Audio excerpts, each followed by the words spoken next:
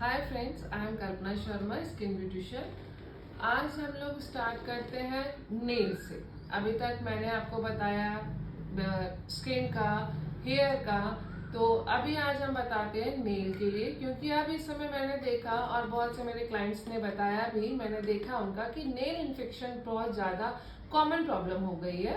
Nail infection जो होती है जिसमें जो हमारा नेल उखड़ने लगता है और टूटने लगता है बीच में से, तो एक तरह से ये इन्फेक्शंस बहुत ज़्यादा हो रहा है। इस इन्फेक्शन से हम अपने आप को कैसे रोक सकते हैं?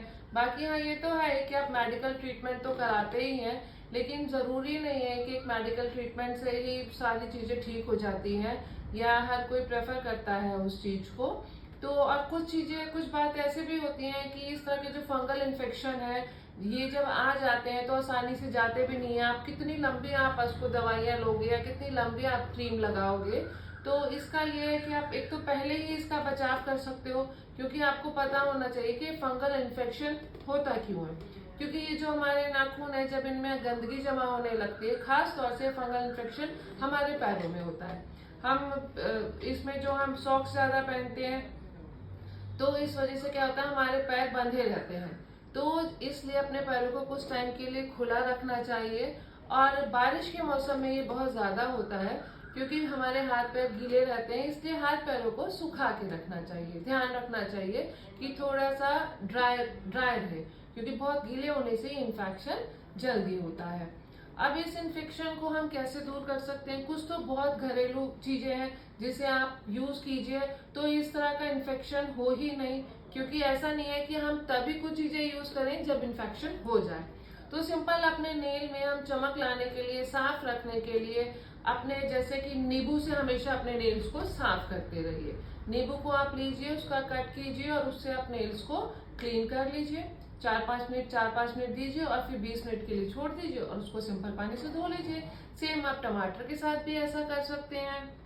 ये तो आप नॉर्मली तब करेंगे जब आप डेली केयर का, मैं आपको बता रही हूँ कि आप डेली केयर इस तरह से करती रहिए कि आपको किस तरह की प्रॉब्लम ना ही होने पाए, है ना। और पैरों में भी आप इस तरह से कीजिए।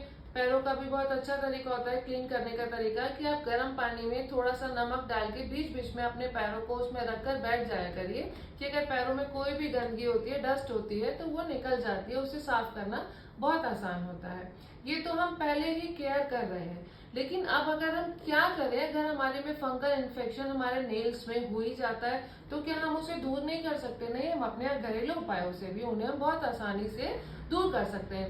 फंगल इन्फेक्शन आसानी से नहीं जाता है, टाइम लगता है, तो लेकिन अगर आप केयर करते रहें तो वो हम उसे दूर कर सकते हैं। उसमें बहुत अच्छा होता है सिरका। सिरका बहुत होता है, सिरका में हम डाल के टमाटर और टमाटर नहीं, सिरका में प्याज डाल के, प्याज सिरका अक्सर खाई जाती है। और तो लेकिन हम इस सिरका को इस तरह से यूज कर सकते हैं और बहुत अच्छा है कि आप कोई सी भी सिरका ले सकते हैं। उस सिरका में अगर आप थोड़ा सा पानी, जितने आपने सिरका ली उतना ही आप पानी लीजिए और आप एक कॉटन से लेके अपने नेल्स पे इस तरह से डिप डिप करती जाइए, लगाती जाइए अच्छे से। हाथ पे, पैरों पे, जहां भी आपके फंगल इन्फेक्शन हो रहे हैं, इस तरह से आप लगाकर छोड़ दीजिए। 15-20 मिनट, 20 मिनट रहने दीजिए। उसके बाद फिर इसको अच्छे से आप धो दीजिए।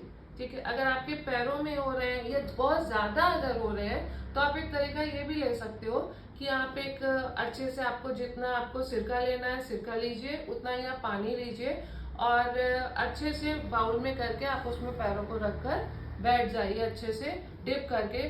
फिर थोड़ा आप लंबा टाइम ले लीजिए कि आधा घंटा कम से कम रखिए। ऐसे नेल्स को भी आधे घंटे के लिए, हाथों को भी रखिए, तो उसमें आपके जो है बहुत जल्दी ये चीजें आपकी ठीक होने लगती है। तो इस तरह से आप ये बहुत आसानी से, सिरका इसका बहुत अच्छा तरीका है जिससे आपके जो फिंगर इन्फेक्शन है वो हमारे खत्म हो सकते हैं। और एक होता है नीम। नीम बहुत अच्छी चीज है।